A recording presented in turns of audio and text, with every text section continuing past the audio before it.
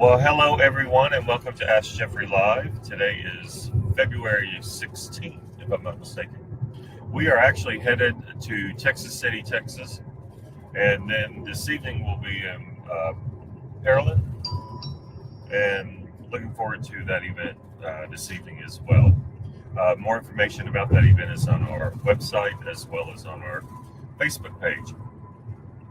So we're really excited about all the trips we're making, and then tomorrow morning and early afternoon we're in Fredericksburg, and then we're headed to Plano, correct? And then we're headed to Denton after that. So we have 3 trips tomorrow. But tomorrow night I will actually be able to be home for a little bit, so I'm looking forward to that. And hello Deborah, good to see you.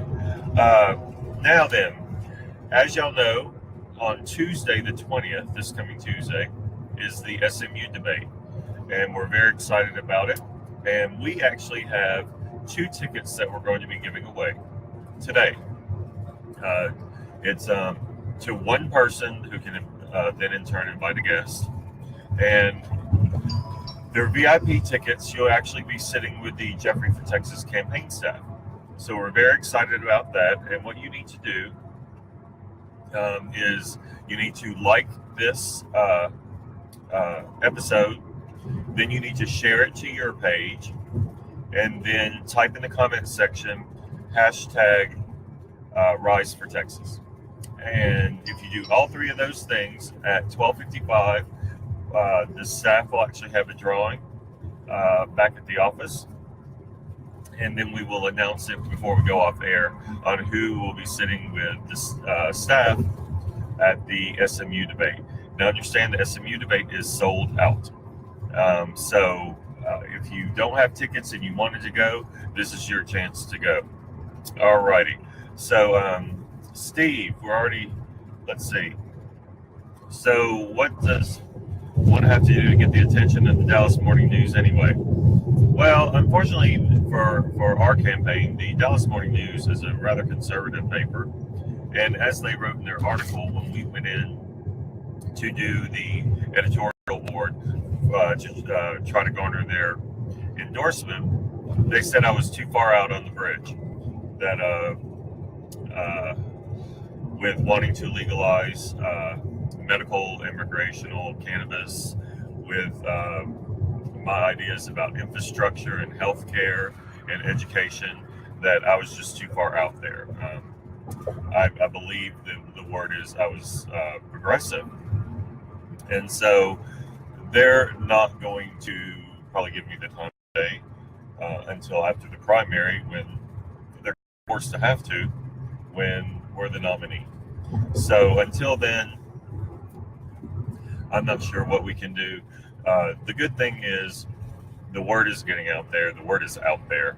And we have a very strong grassroots campaign, and we're very excited about it. And people are talking, and that's what it takes. You know, fortunately for us, the Dallas Morning News will not decide who the nominee will be. The voters of Texas will decide who the nominee will be. And that's who we need on our side, and that's who we have on our side. So the Dallas Morning News, for instance, this morning, they announced that Lupe is the underdog. The individual that the Texas Democratic Party anointed, who came out of the gate and was going to be the savior of the party and gets all the press from the media, is declared the front runner from the day she says I'm running, is suddenly the underdog. I found that quite humorous.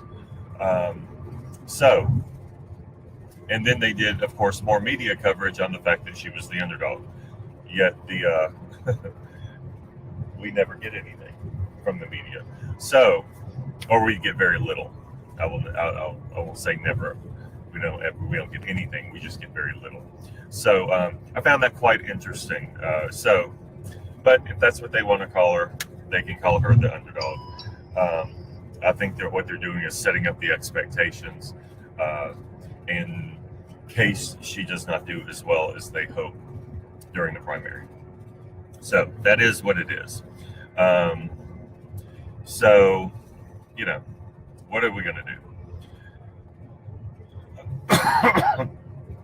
I would like to also let everyone know that we have come out with our firearm policy. I know that we have that posted now on our Facebook page. I know it's been cross-posted about what has happened this week in Florida. Some of you probably saw my post the day it happened.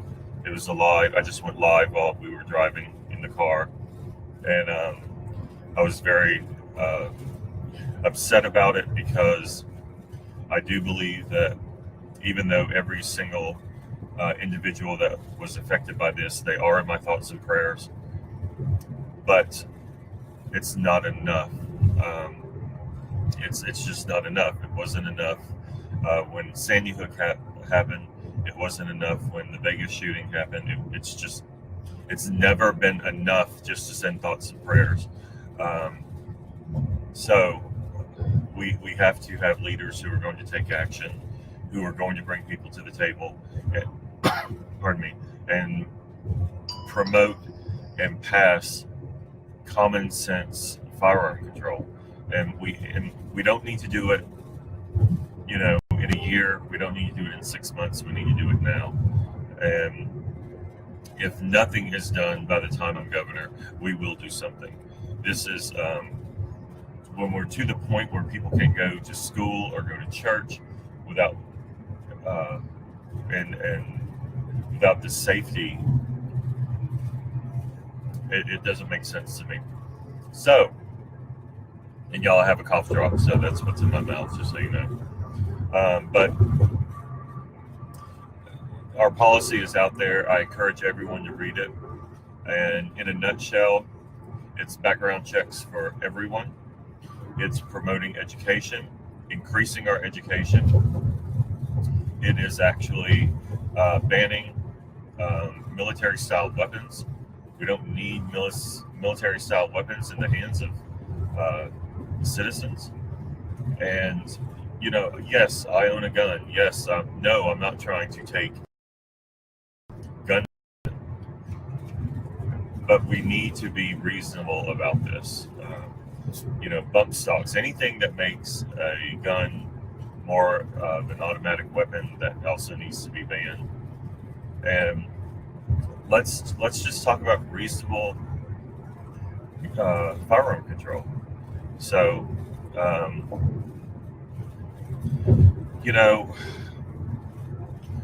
it's interesting to me. I believe that the NRA, it's all about the money at the end of the day, and how we can someone that's supposed to be serving our country, the citizens of our country, can put a price because of a campaign contribution. They're putting a price on our children's heads and our heads. And I don't understand that. I don't understand that. I don't understand how it's worth more to some people to get a $200,000 campaign contribution or a $5,000 contribution. I don't care if it's $5, but they'll take that from an organization in order to then not promote and pass reasonable laws when it comes to firearms. I don't get that. And I know that what I'm saying right now is, I'm not trying to select my words. I'm really not. I just find it so unfathomable of what is happening that I don't know how to put it into words, because I can't comprehend how anyone could could think that way. And I'm always someone that tries to, I have my belief system, and when someone else believes something different, I try to put myself in their shoes to understand where they're coming from. But in this situation, I can't. I can't understand how a politician or someone who's a candidate for an office could accept what I would call blood money. I can't even wrap my head around it, and I know I'm not the only one, and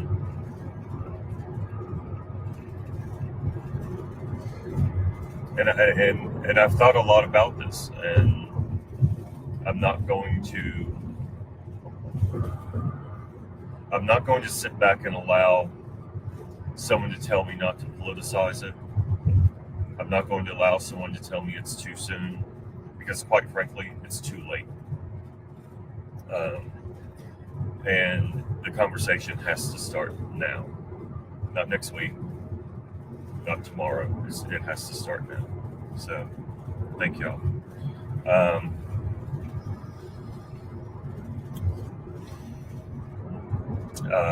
So sorry about that.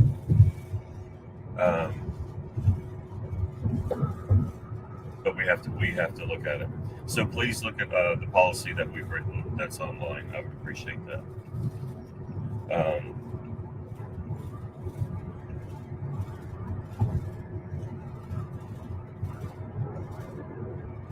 Gun control legislation will happen.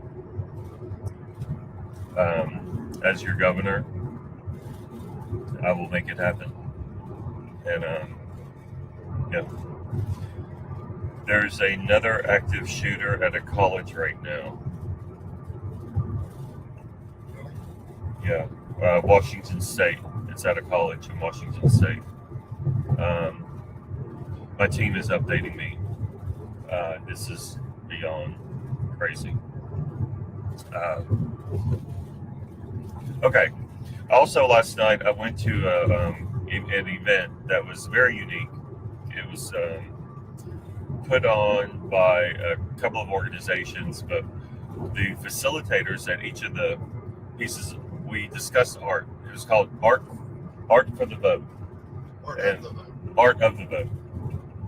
And it was really, really interesting that we had 4 pieces of art that we discussed, and they were all incredible pieces of artwork. And the one that really stood out for me was the one that I posted on my personal page as well as my campaign page. It was one of the first individuals who were part of DACA, and they had deported him. And the artist received permission from the parents, but they took all of his belongings and they tied them all together with using rope. And I mean, everything from like bed to recliner to TV to electronics and so on. And it really showed how, but it was all supported by 2 sawhorses at the bottom, which to me represented the 2 parents that brought him here. And very simple sawhorses. They weren't painted, they were just 2 simple sawhorses. And then, to me, which represented the mom and the dad. And on top of what mom and dad did in order to allow this for their child, were the success of the child, which was resting on top of the sawhorses, which represented the mom and dad, at least to me it did. And but this was his life, and it was just an amazing piece of art, and it really struck home with me how we have truly turned some corner in our society where we think that's okay to take their life and deport them back to a country that, and he was 3, I believe is what they said, when he was brought over. And sent him back home to a country he doesn't know, that he never knew. And it just really struck home with me about how Congress and our leaders right now are just doing nothing about it. And these individuals, they're scared. They're scared, and rightfully so. And ICE picked him up and deported him, and he's already been deported. But that piece of art, it just said everything. It just represented everything about what's wrong with what we're doing as a society. So I encourage everyone to look at that piece of art. So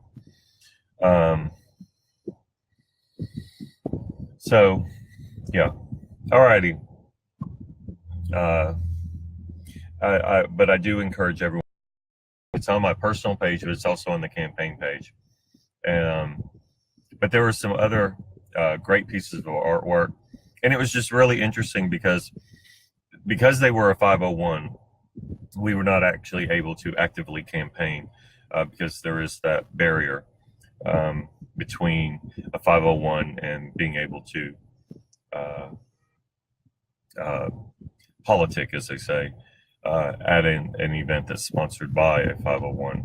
But it was encouraging because I still got to meet people, and and half the people there were underage. They were not even eligible to vote. And but for me, it wasn't a bad thing that they were not able to vote. It was just an incredible experience, and I do hope they do it again. I really, really enjoyed it. So, so thank y'all. Alrighty.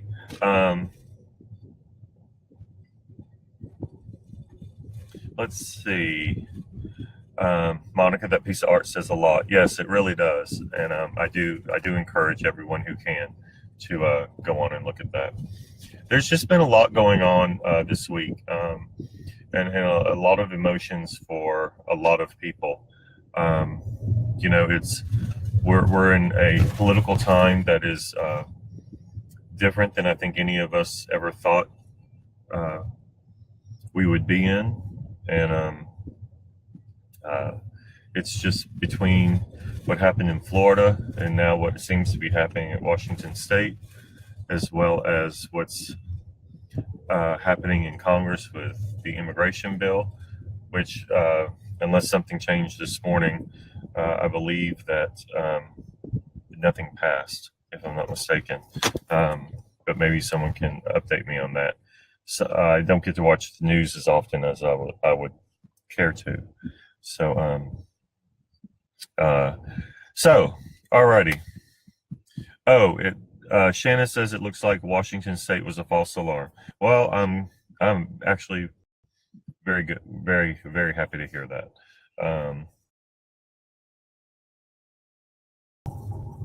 We are going to try this again. This is take 3.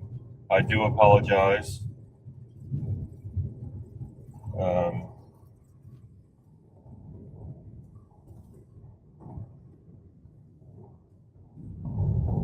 Alrighty. I will wait for everyone to tune in.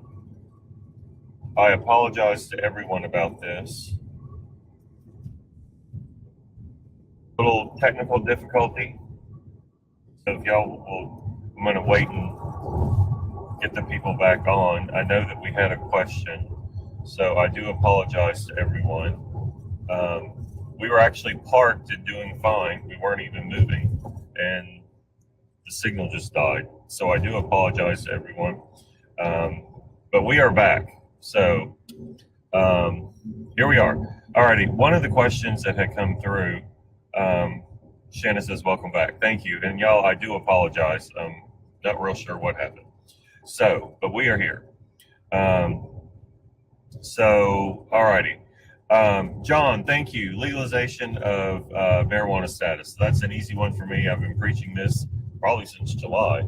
For medical and recreational marijuana or cannabis, it is actually, I am an advocate for it.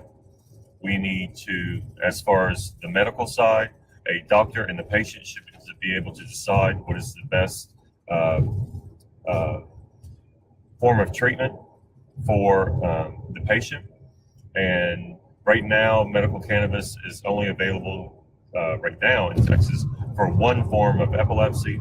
It needs to be open and available for anything where a doctor and a patient decide that it is helpful. When it comes to recreational cannabis, I am an advocate for it. I will push for it, for the legalization of it. And we need to regulate it just like we regulate alcohol. And we need to tax it. And all taxation and revenue that is earned from legalization of cannabis goes towards the educational system. So, John, thank you for your question. And but yes, I am an advocate for the legalization of medical and recreational cannabis. So thank you. Liz, welcome back. Yes, and again, y'all, I apologize. I'm not sure what happened. Let's see. Yes, Monica, I'm back. But we did have to do a reboot, but here we are. So, alrighty, John, you're welcome. You're very much welcome. What about re-registration of inherited guns? Yes, anytime a gun transfers ownership, we must re-register the gun to the new owner, even if it's inherited. No matter what process it goes through, when it goes from one hand to another on a permanent basis, then we need to make sure that we register. So thank you for that. Who was asking that?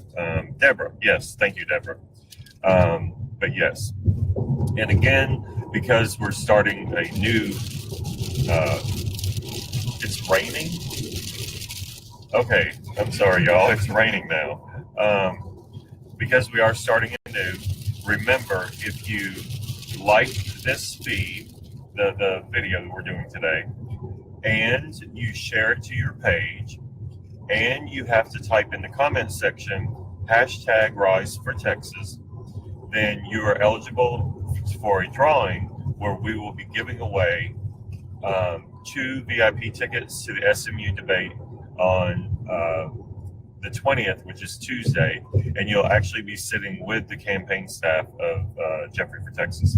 So if you would like tickets, because it is sold out, do those 3 things, and we'll have a drawing at 12:55, and we'll announce the winner before we go off the air. And see, look at what Shanna did. See, she put #RiseForTexas. She likes it. She's going to share it, and then everybody is good to go. Alrighty. If we can't get universal background checks, can we pass? Oops, I'm sorry. It went up a little far.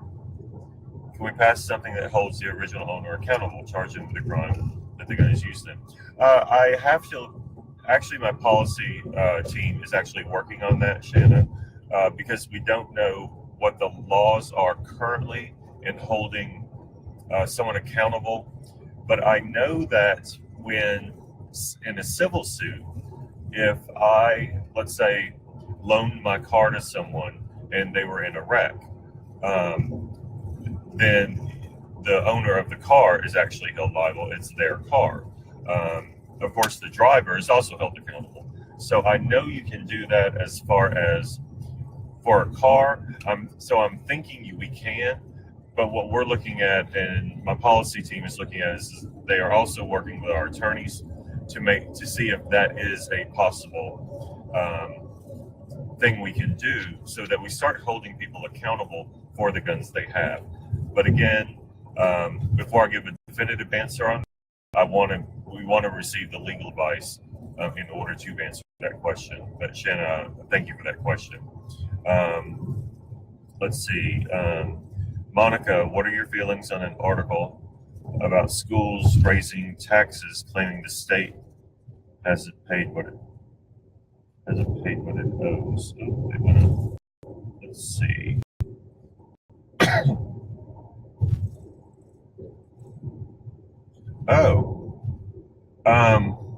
I have not read that article, Monica. So actually, my team will actually pull that article and let me get back with you on that. I'll cover that this evening after we have our in Pearland. After that, when we do a wrap up tonight, I'll get that answer to you. I have not read that article yet, so let me read that article and I'll get back with you, Monica. But thank you for asking me about that. How do we find out when we win? Oh, we will know. And I assume, Kelly, you're speaking about the tickets for SMU. We'll announce that before we go off air at 1 o'clock today. You know you're traveling the state when you're losing signal. Yes. This reminds me of we need to expand fast internet. Yes, and we actually, that's part of our infrastructure plan is infrastructure is not just about streets and bridges. It's also about internet access. And we have been to rural areas, and that is their number, other than education and healthcare, I'd say that was in their top three, was the fact that they really don't have access to high-speed internet. You know, I think they're on, some of these areas are on like whatever was existed before even dial-up.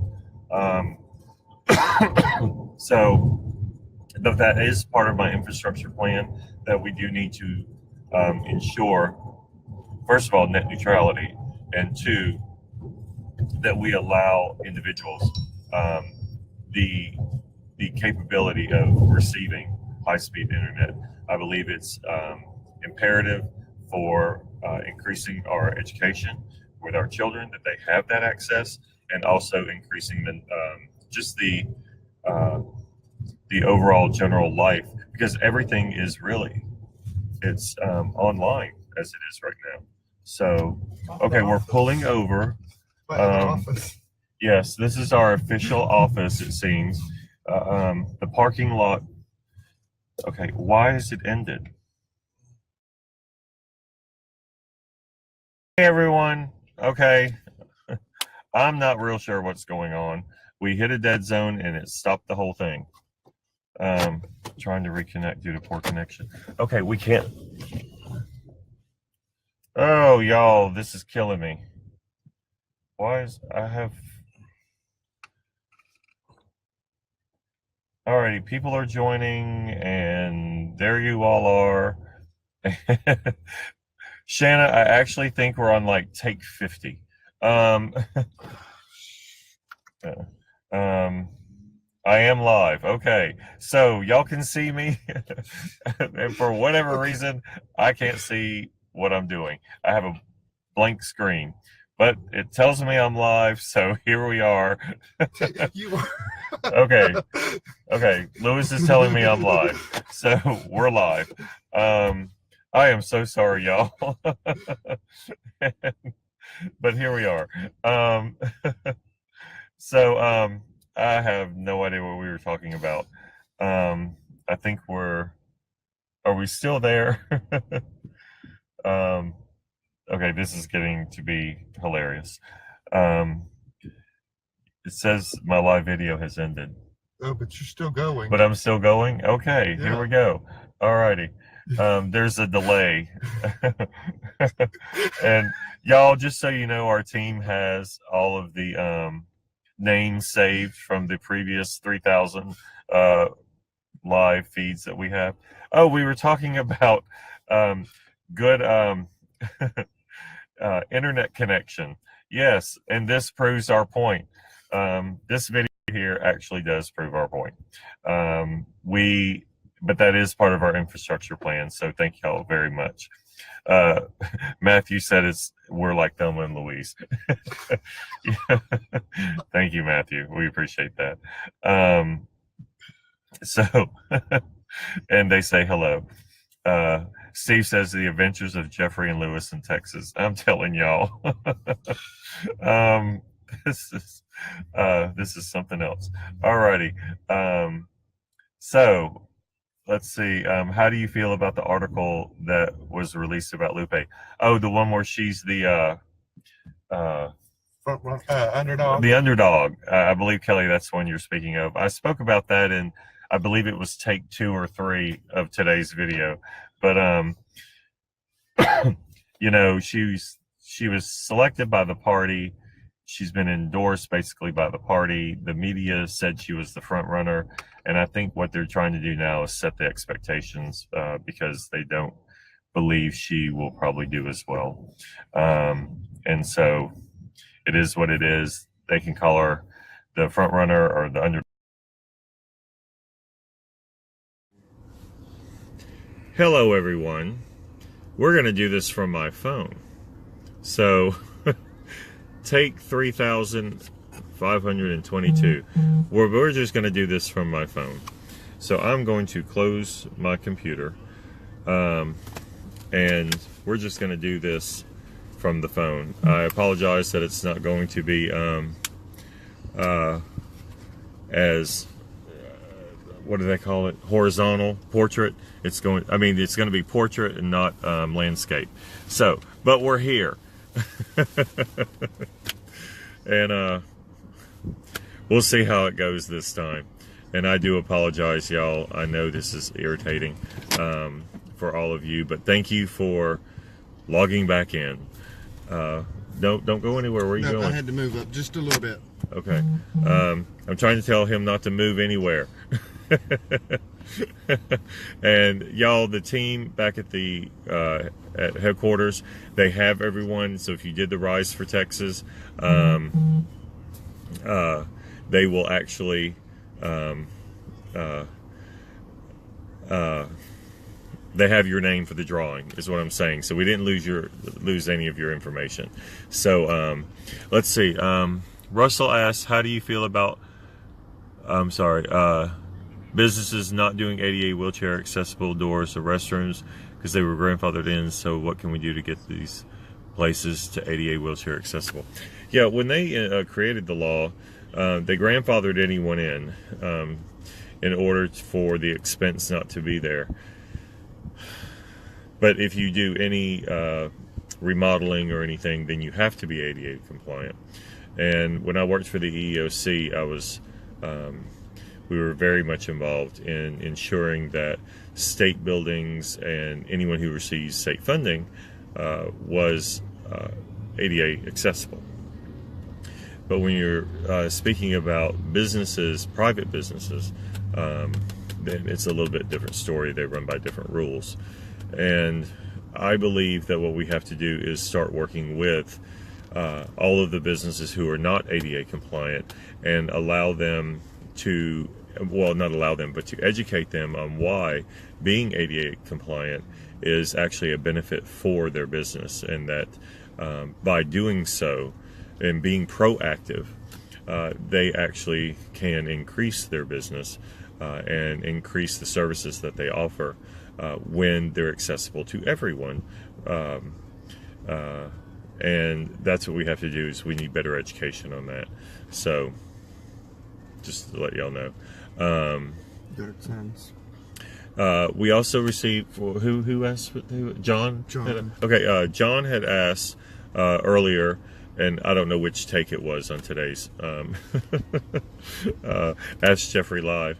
But, pardon me, he had asked about yard signs. If you will email field, FIELD, at jeffreyfortexas.com, and the 4 is the number 4.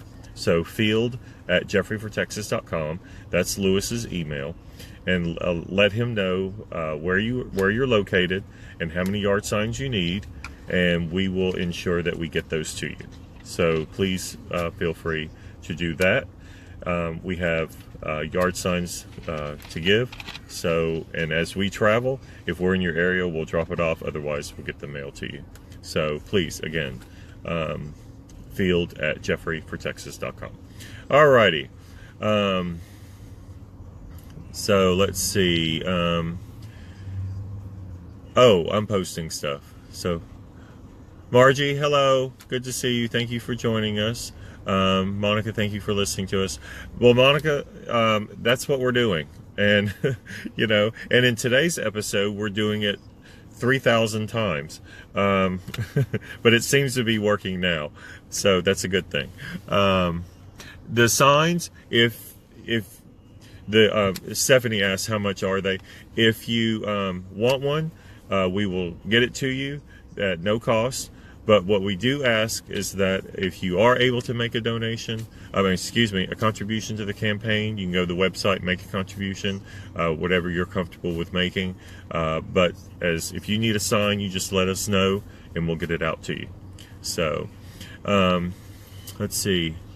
Shannon, can you bring signs to the event in Colleyville next Saturday? Oh yes, we never leave home without signs. Believe me, signs, bumper stickers, hats, buttons, coffee mugs, tumblers, the wristbands like these. The whole car is full of them, so we never leave home without them. So we will have them for you.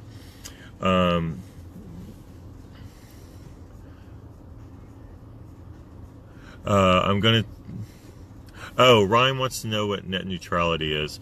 Net neutrality is, to put it in simple terms, allows everyone access to all sites without some sites costing more, going to some sites costing more, or being at a slower speed.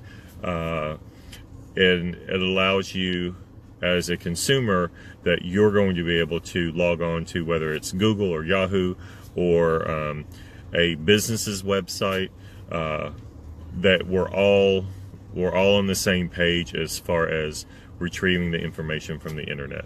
That is the elementary first explanation for you, Ryan. So what if we didn't have net neutrality, then it could cost my businesses, because I have small businesses. This is just an example. So I have a small court reporting firm, and I'm considered small business. Well, there are some court reporting firms out there that are huge. Well, they would be able to afford a format for their website to run faster, to be more easily accessible. Whereas I may, as a small business, not be able to afford that higher speed.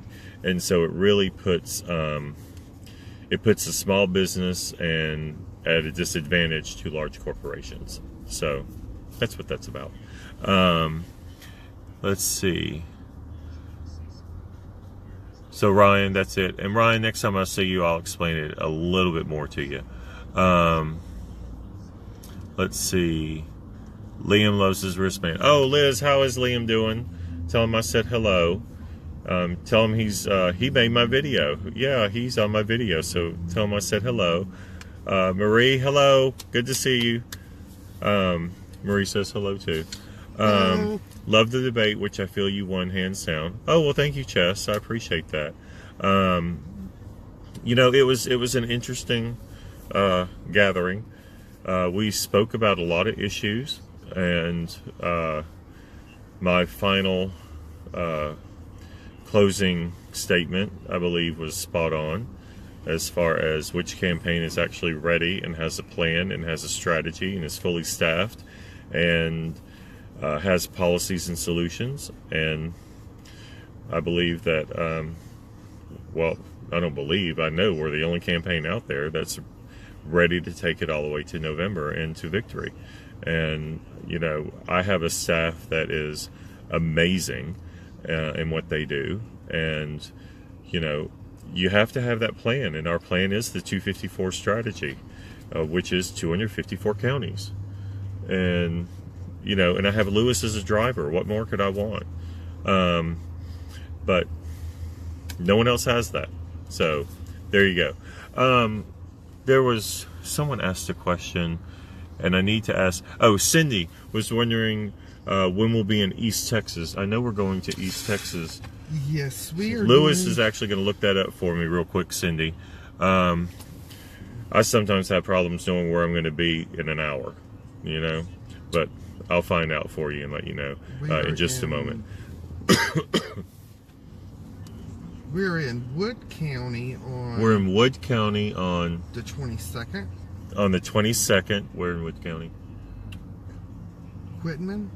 Quitman Public Library. Oh, Quitman Public Library. And then we will be in Tyler. We're in Tyler. At the UNT. At UNT Tyler. Oh, that's right. On the 1st. On March 1st. Okay. So I know we have those two events coming up in East Texas. So, let's see. Chess. Lupe thinks she's an underdog. Uh-huh. Alrighty. Monica, what made you decide to run for governor of Texas? Thank you, Monica, for that question. You know, before we even announced last July,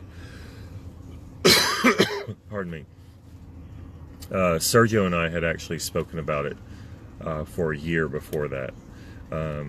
I needed to know that Sergio knew what we were getting into, the negativity that would eventually evolve out of this. I thought it would be from the Republicans only, but it turns out that even your own party can come after you. But he was on board, and the reason I wanted to do it is, you know, as everyone knows, I moved here in 2005 after Hurricane Katrina from New Orleans, and I literally came here with $2,000 in my pocket and 2 dogs, and Texas has been good to me. I'm a very blessed man. I truly am. Not only do I have 5 successful businesses and 3 nonprofits, I found my family here, and Texas has just been so good to me. And my mantra, you know, growing up, you know, was instilled in me rather, at a very early age by Miss Peggy. Miss Peggy was my house mother in the orphanage, and she always said, Jeffrey, you know, in everything that you do and in every day you live, it's not what you get out of life that's important, it's what you give back. And I felt I needed to step up and give back to the very people that stepped up and provided for me when I first moved here. And, you know, when I moved here, it was interesting because, you know, I had an apartment, didn't have anything in it. And my neighbor asked, you know, if I had a bed, which I didn't have. And about 10 minutes later, she provided a bed for me. She had an extra one in her garage, and then another neighbor provided a dresser drawers, and another one, well, more of a bureau. And someone else brought dishes over, and you know, nothing matched in the whole house. I called it my eclectic period, very eclectic type of furniture style. And even though I'm joking about that, how wonderful that Texans stepped up, and that's who we are as people. And we seem to have gotten away from that. We did that, yes, with Hurricane Harvey. There were people that stepped up and, you know, unsung heroes, you know, thousands of unsung heroes. And they didn't do it for the glory. They didn't do it to, you know, for any other reason than they were helping their neighbor. And, you know, they're not touting it all over the place. You know, look what I did. Just regular people who did extraordinary things. And it was time for me to be the advocate of change that I wanted to see in our state. So that's what propelled me to run. So thank you for that. I'm sorry, let me go up. Okay, John asks, were we in the Manor area this past Tuesday? It was probably, well, I drove through it late at night. Oh yeah, we drove through it late at night. Because I had Tuesday morning in Alice. Oh, that's right. Okay, yeah, that was the night that we drove 6 hours. Yeah, 6.5 hours. We got to the hotel at 4 in the morning, I believe, and we had at 8 o'clock, I believe. Yeah, so yeah, that was a long night. So we drove through. So How will you protect voter rights in Texas when you're governor? Matthew, thank you for that question. The first thing we need to do is all the laws that are being that are currently out there that we keep getting told by the courts that we need to do away with. We're actually going to do away with them, and we're going to stop fighting to thinking that we're going to win at some point in the courts. So I also want to look at, when it comes to voter rights, I want to look at Oregon, and there's a couple other states that do. I believe Colorado is one of them. Don't quote me on that. But they do mail-in ballots. Everyone votes by mail. And I believe that we need to look at that system, see where there might be some, if there are any holes in the system. Is it working? Is it fair? Is it something that we can ensure that the integrity of the vote is still there and it's still good? I believe that when people are able to vote in their own home rather than being intimidated by, and in some polling stations you are intimidated, especially if you're in a really, really red county. Then if you're in a red county, then and you're a Democrat and you're going in, especially like during the primary, and you go, well, I need a Democratic ballot. Some people don't like doing that. So I think being able to vote from your home, we would get a greater participation, and from everyone, from Texans all over. So that is something I do want to look into. And we need to ensure that we're not trying to uphold laws which are actually right now restricting voters' rights and getting them to vote. Monica, even though I wasn't in an orphanage, I was adopted and understand. Well, yeah, okay. At 15, I actually went to the foster care system, and so I was never adopted, but I feel very blessed with my upbringing. Taught me a lot. Kimberly, what will you be doing about churches and other organizations that cover up child abuse by having internal investigation instead of immediately reporting to authorities? Well, I'm glad you asked that, Kimberly. First of all, let's get an attorney general who isn't, how shall I put this, in court himself trying to, he's an embattled attorney general. Let's get an attorney general that doesn't have his own lawsuit against him, or lawsuits. I think it's plural. But what we need to do is work with the attorney general's office and with the legislature, that if there is an investigation within a church or some other type of organization, and they're trying to cover it up, child abuse. Child abuse is unacceptable, and that is an understatement. But the investigation needs to happen outside of their organization. If they want to have their own investigation, of course, that is their right to have one. But at the same time, what we need to make sure is that it was a fair investigation and that appropriate actions are taken. Let's look at what happened in the for years within the Catholic Church, where they just shifted the problem to another church. We need to ensure that that does not happen again, and that the investigation, even if they do their own internal one, that we are also involved in that as well, so that we can ensure that it was a fair assessment of what happened, of the report of the alleged abuse, and that appropriate action is taken should someone have been found guilty of that. So, thank you. We're doing the drawing, just so y'all know, in 2 minutes. So if you want access to the tickets for the SMU debate, we have 2 tickets. We're drawing one winner, and they can bring a guest with them.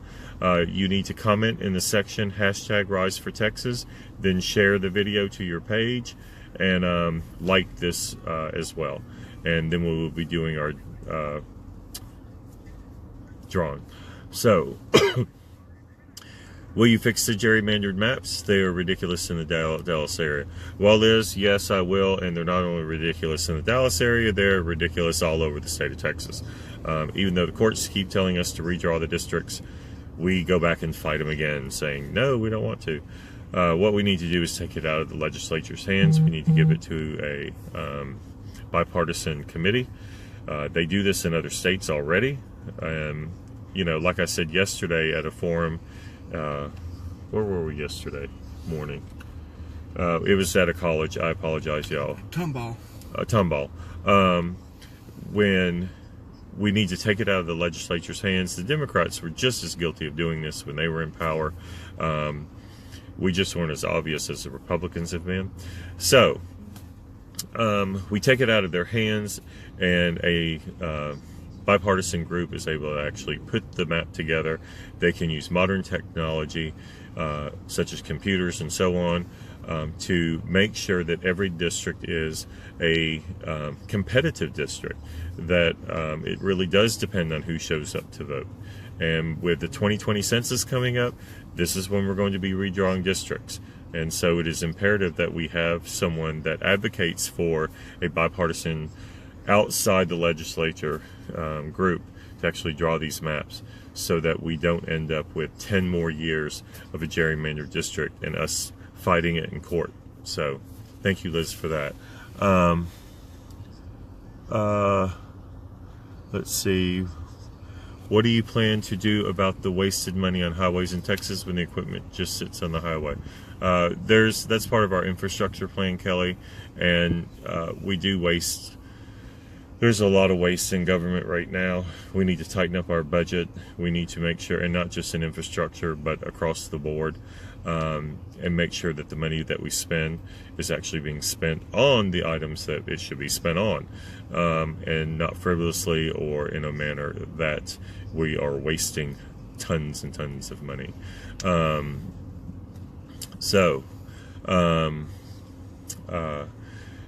But that's part of our infrastructure plan in order to streamline it. So, Kelly, thank you for that question. And Liz, yes, I've seen people yelling at people standing in line when they're out to vote. And I believe that if we went to an all mail-in ballot, then we would be able to not have that problem. People vote in the privacy of their home. So, thank you, Liz. Let's see. Kelly did. Oh, Kelly, hashtag Rise for Texas. Stephanie, I hope I did it right. I'm a blonde, you know. I think you did, Stephanie. I believe you did. So if not, if someone on the team will reach out to Stephanie and let her know she didn't do something right, I would appreciate it. But I think you did it right. So, alrighty. Well, it is 3 minutes until closing. They're doing a drawing right now. I'm going to have Lewis look at his phone and speak with the team in Dallas.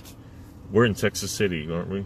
Did we make it to Texas City? We did, and we traveled back. Oh, Texas City did not have very good coverage, as y'all witnessed. So we came and drove closer to a tower, obviously. So we're in the CVS parking lot. So, he's speaking with him now, and he's going to find out who is going to go to the SMU debate with us. Again, we're drawing one name, and then, pardon me, and then on top of that, you can bring a guest with you, and you'll be sitting with us in the VIP section during the debate, which I am truly looking forward to. I truly am.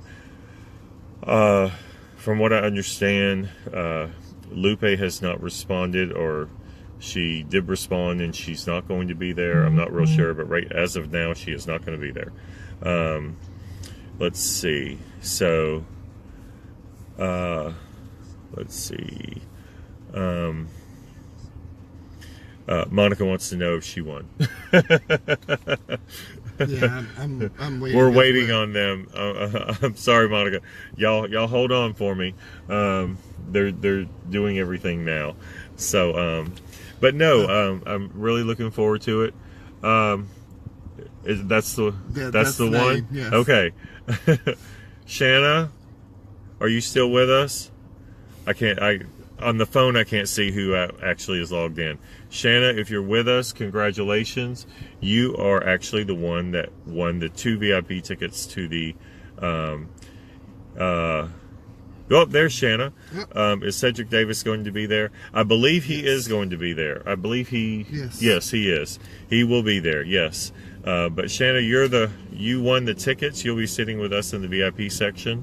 So congratulations to you. Let's see. Margie asks... I'm sorry. The writing is like this big. What role will you play on strengthening our economy in what ways? Asking from a perspective of economy, risk, and national security aspects, since they are quite intertwined. Thank you. Thank you, Margie, for that. First of all, when we're speaking about our economy and strengthening our economy, we have to strengthen our workforce by increasing our our funding on education, so that we have a very, very educated population. When we have an educated population, they are able to get better jobs. More companies will move here because we have the educated workforce that they need. Then at the same time, we need to make sure that we are offering through our public schools, K through 12, and college or trade school or community college, that we're offering the best for the young adults, or really any adult that is going to attend those either universities or so on. So pardon me. So first we have to look at education. Then we have to look at infrastructure, because our economy grows when we're able to move people. And in some of our major cities, and that's what we have to work with our cities on, from a state perspective, we have to work with our cities because we need to be able to move large numbers of people. When a business is looking to move here, or a business that's currently here is looking to expand, one of the things they look at is infrastructure.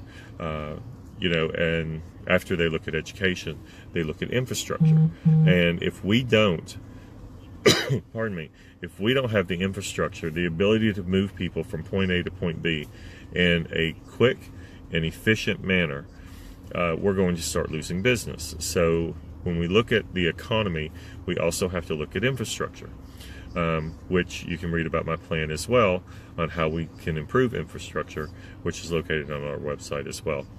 3, we need to look at livable wages.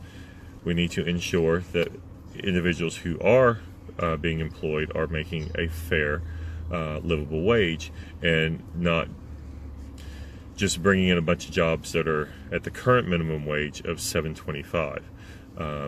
Because at $7.25, that's not a livable wage, and people are having to work sometimes 2 and 3 jobs in order to make ends meet because of the low minimum wage.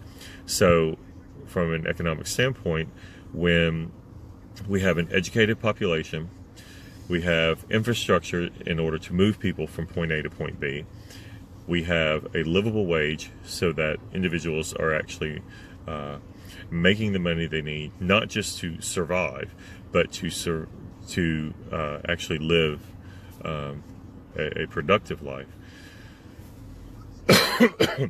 Pardon me. And then again, we need to look at also healthcare. When your population is sick, or your population does not have access to healthcare, then the economy suffers, because more sick time is being taken. We're spending more of our tax money in order to ensure that people who don't have proper healthcare coverage or access to healthcare, and affordable healthcare, they're using the ER per se as their general physician. And so we also have to look at healthcare. All of these things are intertwined, and I believe that was what you were stating as well.